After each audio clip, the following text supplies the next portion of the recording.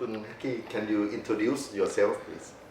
Okay, I'm Hucky, and I grew up in the Black Forest in Germany, studied my music till master degree, as Germans do, all in Germany, and the next morning I traveled to the Philippines, where I had my first job as a guitar professor with Dr. Ramon Santos. He was the dean at the time at the UP, University of the Philippines. I stayed there for almost 2 years, and during the time I talked a lot with Dr. Santos. He wrote a few pieces for me, which I still haven't recorded, but will. And he actually introduced me to the name Danu Handrakool and Bruce Gaston, whom I did not know at that time while staying in Manila.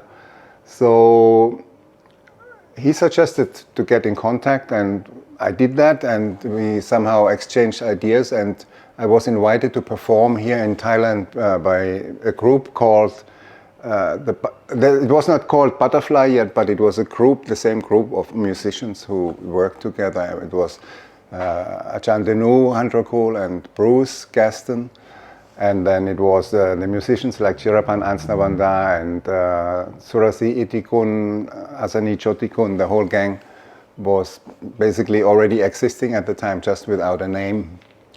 And actually, when I arrived in Thailand, we went straight from the airport to a place called Rico Coffee Shop, which was right beside Montien Tong, which itself was like the center of music at the time in Bangkok, where P. De Revat was performing every night, and there also was Triangle Lake, the band who played with him.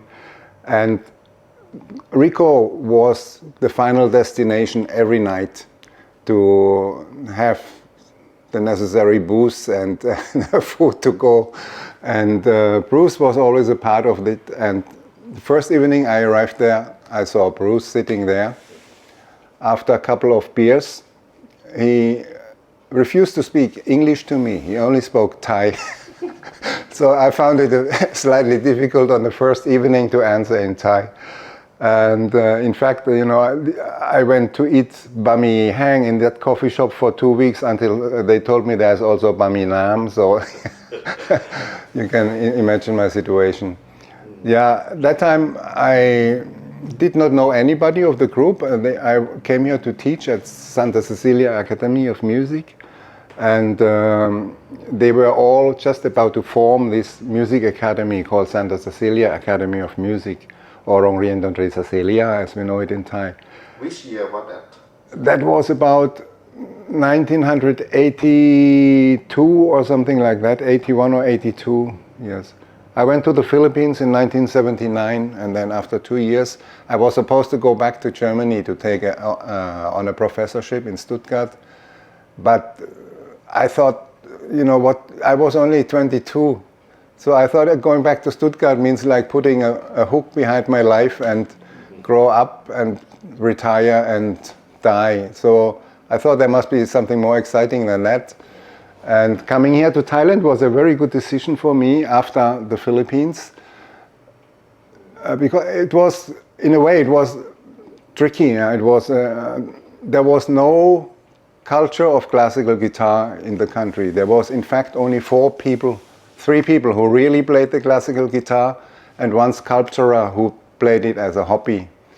So the decision was going back to Germany on a fat salary and secure life for the next 50 years, but probably very boring, or to start in Bangkok at zero.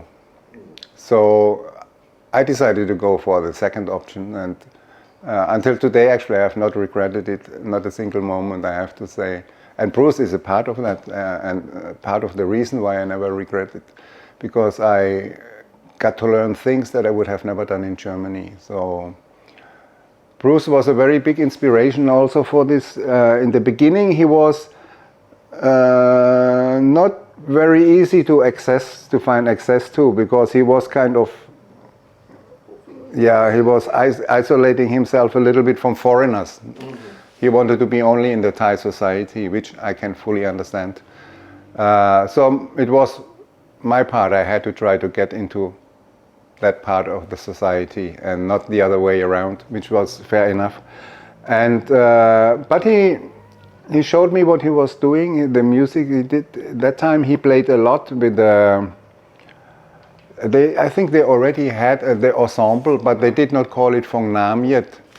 And he played a lot with Ajahn Punyang Khet Kong Punyong Khet Kang, as we always joked. And two of the most amazing musicians that really blew my mind when I came here. I mean, Ajahn Punyang, he was sitting there 8 hours. You could lift him up like a Buddha statue in the end of the day, and he was practicing Ranat. And he played the most amazing stuff, and I felt very blessed to get some lessons with him on the So U and the So Tuong. And we played a couple of times together, which was very enjoyable. Bruce worked very closely with them, so I sneaked in and listened and looked what they are doing. And we actually sat together every night at a place called Vanakam, which everybody I think remembers. It was the unofficial center of music in Thailand. Sukhumvit 23. Yes, and it was not only for musicians, it was all the people involved in arts. It was like a small family. There was actors, there was painters, P1, Ajahn Chalam Chai, and all these people came. Then there was actresses, actors came, and it was like a small family. A very good time, I have to say, very, very enjoyable, and we tried to learn from each other and exchange things. So Bruce was there every night, of course, also, and I remember that one evening they always practiced at Cecilia School. There was a room upstairs where you could practice, and then he came and they had this album ready. And they were looking for a title, and they said, how shall we call it? Bangkok, Bangkok, Kong, Bangkok, Bangkok. So I, as a newcomer, said, why don't you just call it Bangkok with a C-O-C-K? And Bruce said, yeah, very good idea. We go for that. And the week later, I saw the album cover, and I said, oh no, you did it really. So he was, sometimes he was very spontaneous and up to a crazy thing. No? So that was a very nice part about Bruce. Yeah. He could have something in his mind, and then there was one split thing, and he could completely turn around and make a new story out of the whole thing. And so at that time he was also working on a silent movie called Chang, where he prepared the music together with Ajahn Punyang and Punyang. He prepared the music to play it live with the film. And he said, we need to do some exercise together. And he just wanted to get in the mood how to do things and to just start anything from nothing. So we put up the big room on Cecilia on the top floor. We had put all the percussion instruments that were available in the school. And he said, okay, play anything you want. So we were just Danu and Bruce and myself. And he said, let's just start. And we just started improvising on these percussion instruments, which I had never played any of them, but it was great fun and it was really good interaction. And I think he needed it to get into the mood to start improvising what he then later maybe used with the movie, with Chang, which was fantastic, really, really good production. And so that was my first encounter with him. I think he probably just want to know what do you do when you have something that you don't know at all. So, we just played our brain out with all sort of instruments that I have seen for the first time in my life. But that is what he wanted. And then he kept that for himself for quite a while. And then we kept on meeting, of course, every night, every day. And we said, hey, it would be good if you could put some Thai music onto guitar, because at that time the only Thai music I was playing was the music by His Majesty the King. And I was planning to have other composers write music for the guitar. And Bruce was definitely one of them, and he said he will do, but he said he did not write anything for the guitar yet, so he probably will have to either do it on the Ranat or he has to do it on the piano. So I said, whatever, just please write it, whatever, and I will try to fit it onto the guitar. And we agreed on that, and so that was how the first piece, which I recorded on this album called Kamka Kamka. It had a different cover before. It was the first album I did with Night Spot Productions, and the piece was called Kak Chausen. Kak Chausen is actually a piece from the Thai classical repertoire, which we all know. It was about 170 years ago that the Chula Rajamontri, he presented this piece, which was actually from the Shiite Muslims. They called it also Hussein. In the original title was Hussein, and a song for Hussein. And Chula Rajamontri presented it to King Rama II, who liked it so much that he immediately ordered the court musicians to do a Thai version of the whole thing. And at some little pieces in the spots in the piece, you can hear it. Oh, this was Kak, and this one was Thai. When it became very sweet, okay, you're in the Thai realm here, and then it turned back into like more Middle Eastern rhythms, and it was a play between the two cultures. And Bruce said, "This is a very good idea because it's also our situation. Let's take this and try to show the two different worlds, the Arabian part of it and then the Thai part of it." And so we started working on it, and I think it became a very beautiful piece which I love to play.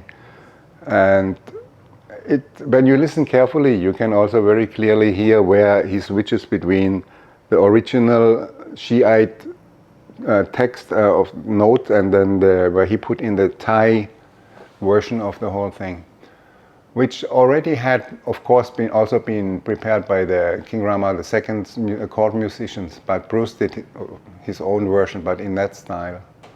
So the piece is called Kak Chausen, which was, it originally looked like this, and some things, of course, when you write it on the piano or on the Ranat, it's not possible to do it on the guitar. So we started working, and after we started working, it looked like that. So the original looked quite civilized, like this. Then the final version looked something like this, and I'm not sure if I played exactly like this, but something like that.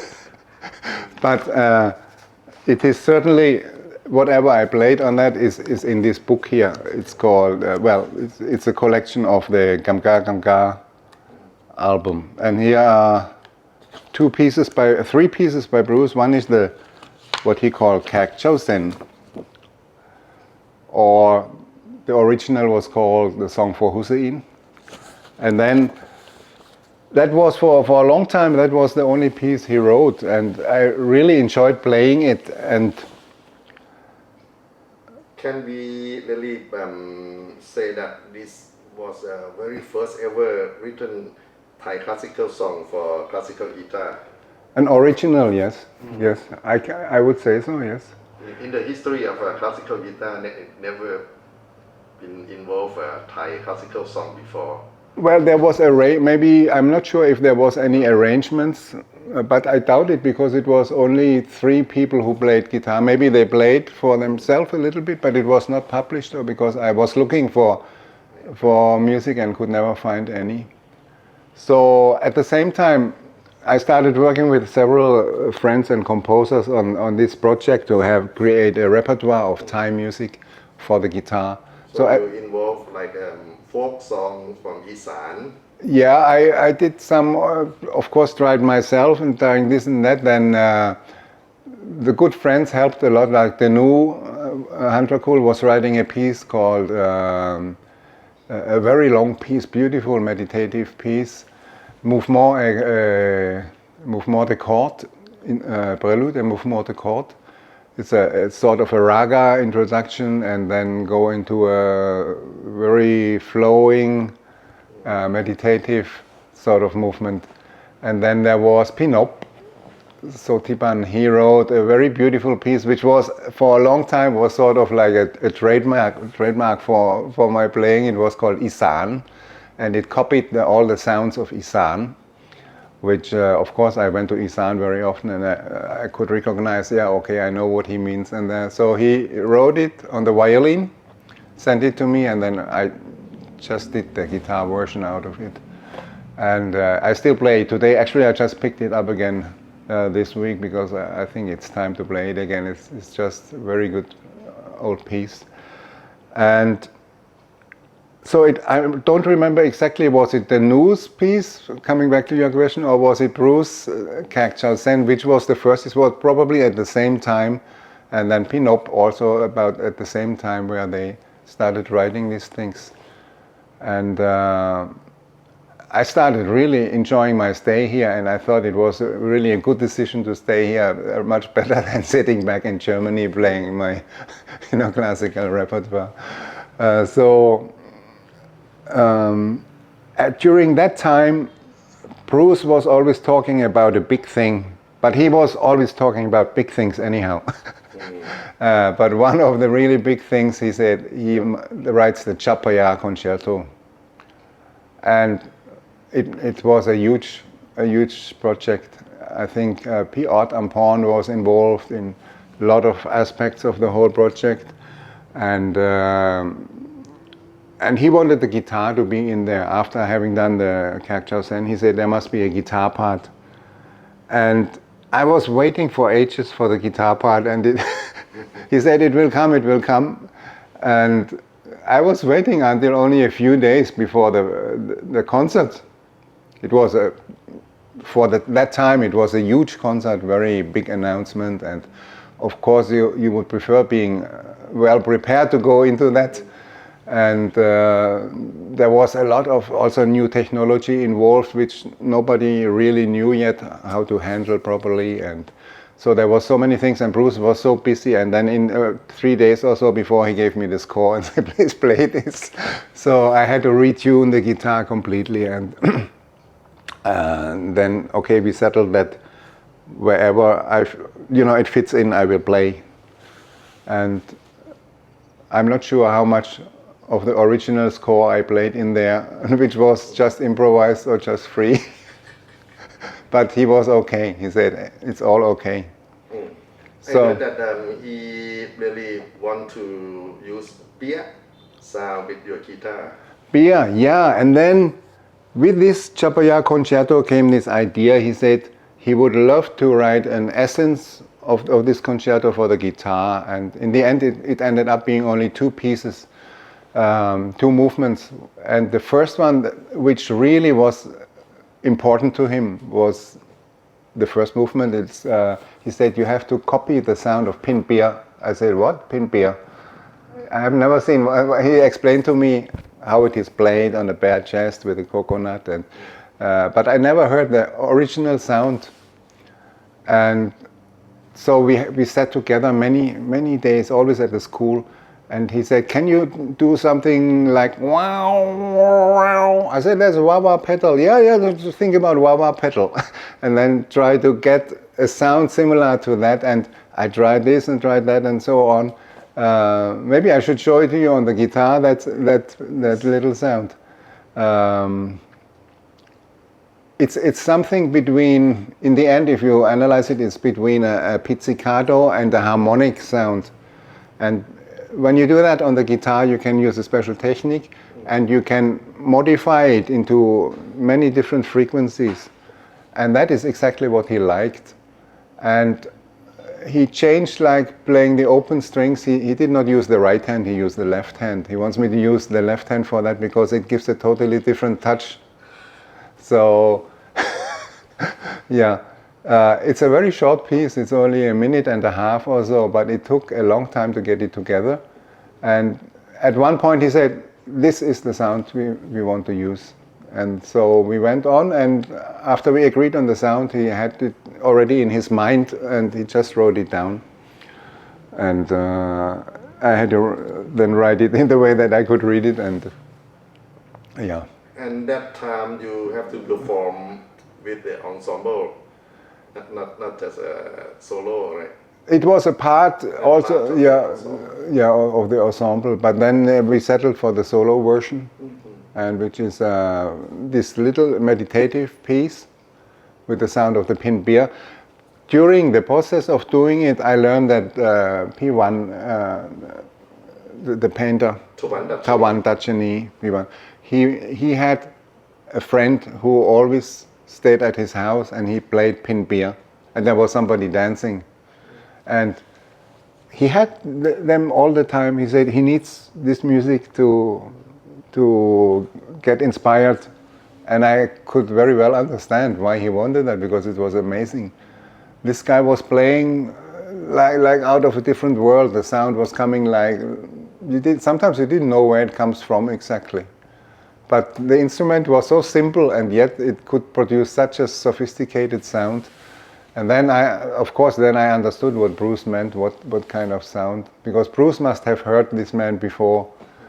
And during that time I had concerts around Thailand, and there was one concert in Lampang, and suddenly the organizer told me, can we build in another artist? He is a pin beer player, and I was so overjoyed to hear that. And when it happened, it was a very old, frail and fragile man. He could hardly walk and could talk only very little, very, very, very fragile. And I thought, oh, how is this going to work? But he sat down, and they gave him the pin beer, and he played beautifully, very simple thing. And I thought, oh, wow, I really had to cry. So beautiful. And even though he could not talk much and he didn't remember much, but the music he had still in his heart, and he could put it onto the instrument. It really, really gave me a kick, and made me love Bruce's piece even more, because it was exactly what Bruce had in his mind. I saw it on that day, that it should sound like that, and it is one of my favorite pieces actually. So I haven't played it for a long time now, but it's on the list for the next concert again. It was maybe one of the most exciting bits and pieces of compositions that had been done during that time. So thank you very much, Bruce, once again. And also we kind of put it in stone by publishing it. It is the Gamga album and the Kak Chao Sen, we called it. And then we have the Chapaya, we called it in the end 2 fragments from the Chapaya concerto. So it is this little pin beer piece, only very short, and then the second piece, which imitates some kind of the bowed instrument from the central region.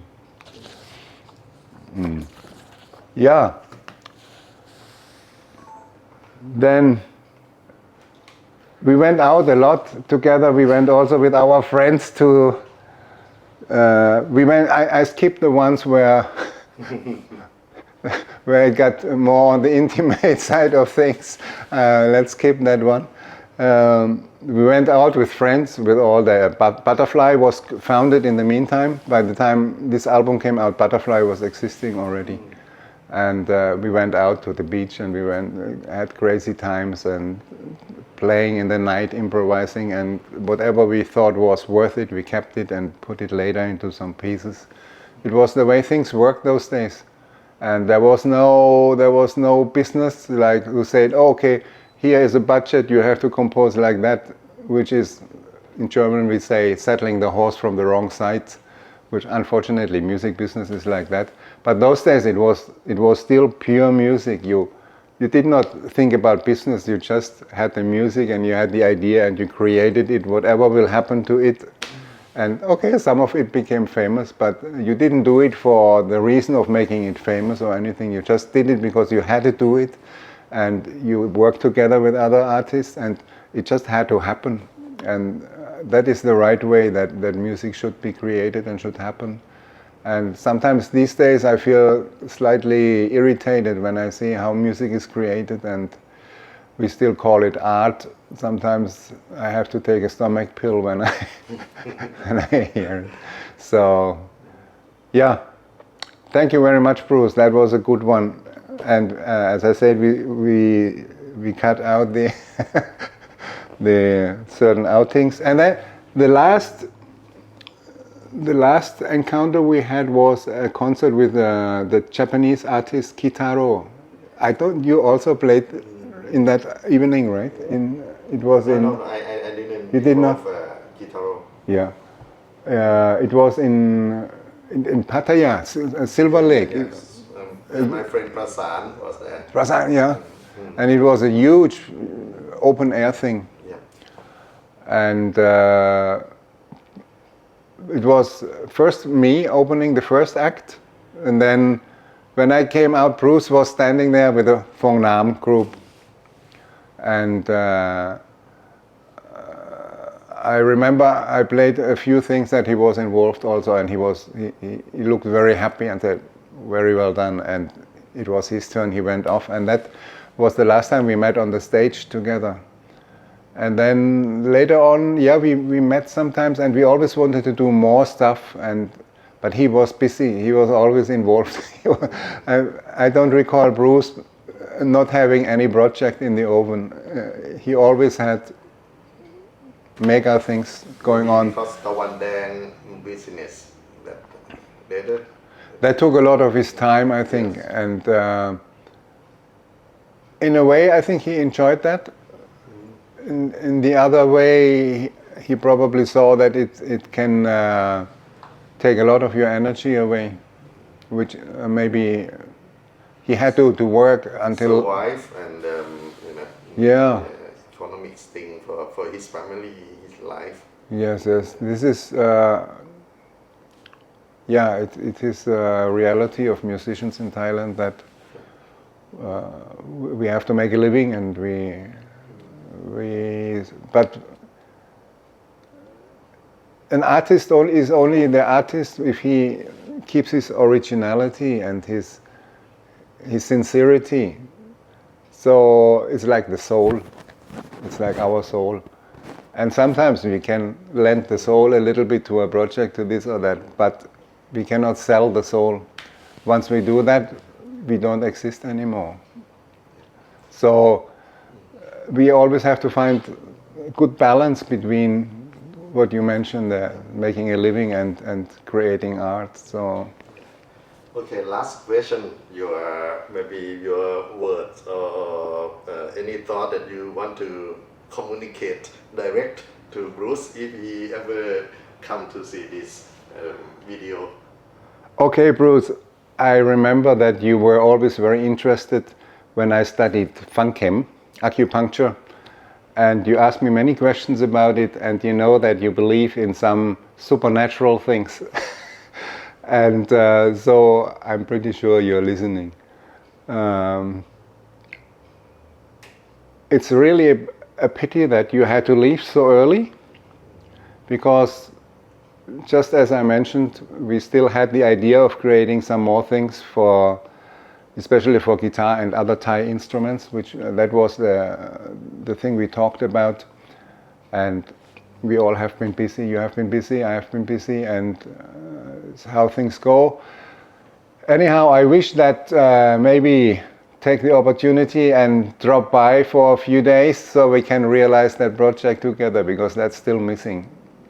And wherever you are, mate, I wish you all the best, and I hope you watch us and give us some good guidance and good kick sometime when we need it. All right, my friend. You're missed.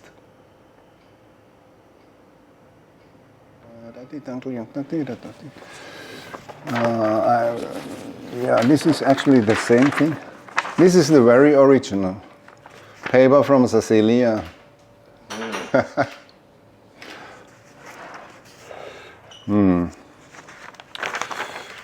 Yeah, this is the original one. And then, of course, there was bits and pieces that are not possible on the guitar, so I had to rewrite some parts like this one or this one. And then, of course, I checked with Bruce, and he was okay or not okay, and that was the way we went about it. Because it was the first time he wrote anything for the guitar. Oh, right. Yeah, he didn't write anything for the guitar before that, he told me. I had to put it into...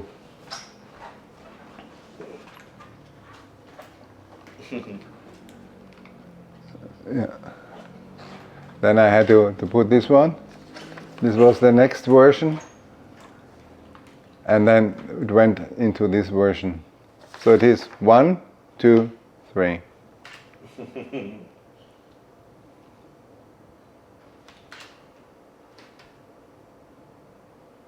Actually, I have to keep them very well before they deteriorate. And here is the. This is the only one I have about the Kak Chao Sen. Kak Chao Sen. This recorded it, and it started to look like this. Oh.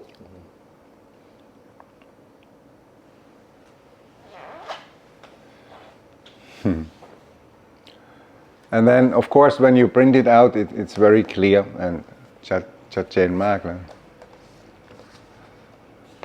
So I'm very honored and very happy that I had the chance to work with Bruce and to do this. It's Bruce. He was very. I did not mention this in the video, but I noticed he was very critical of anybody having to do with Thai music, especially scholars who there was some books like from a man called David Morton, and he was very critical about it. And this was also another thing. He always said, forget all about these books, I will write it new. But he had it in his mind all the time, but too many things to do then. I don't know, did he write that book? No, he had no time also. But he did by doing, not just writing or talking.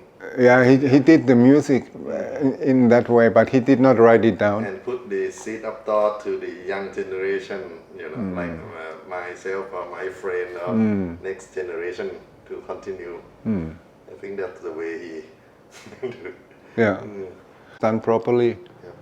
And which is very good, but it's very difficult to realize because there are so many people, especially today, many people come and they use this and that and say, oh, here, this is Thai, and who will, our time, people have become so superficial that they take anything. They say, okay, if this is Thai, fine, but nobody go back and study it anymore in depth, or very few people will do that. So I think his intention was very good to protect the originality of Thai music and make sure that it is not done in the wrong way. Similar, I used to work with Ravi Shankar, and one time there was a American musician. He played a piece by Ravi Shankar, and I thought he would be happy, and he was like a volcano. He exploded. He was so angry. He said, how can this person destroy my music like this? And I said, oh, okay. And he wanted me to contact this musician immediately to stop it. And so he was also worried about that his music has been used in a incorrect way, or not in the way, in his sense or in his spirit. So I can understand, but Bruce probably had the same. We all, if we are serious about things, we try to protect it, right?